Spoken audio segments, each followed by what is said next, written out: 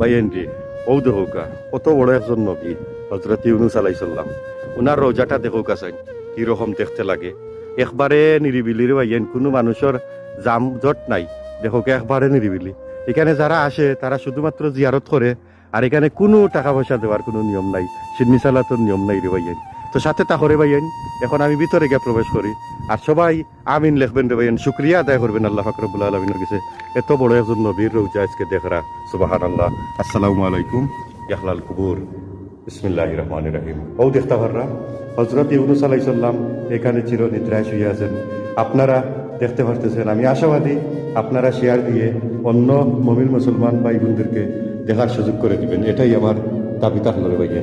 ও দেখতে পাররা এত বড় একজন নবী আল্লাহ পাক রব্বুল আলামিনে আজকে দেখার তৌফিক দান করছেন এখানে হযরত ইউনূস আলাইহিস সালামের রোজা।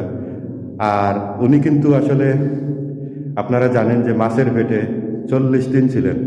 আলহামদুলিল্লাহ, মাশাআল্লাহ, আল্লাহ পাক রব্বুল আলামিনের হুকুমে উনি কিন্তু জিন্দা ছিলেন। আর উনি জিন্দা কেন থাকবেন না? উনি একজন নবী।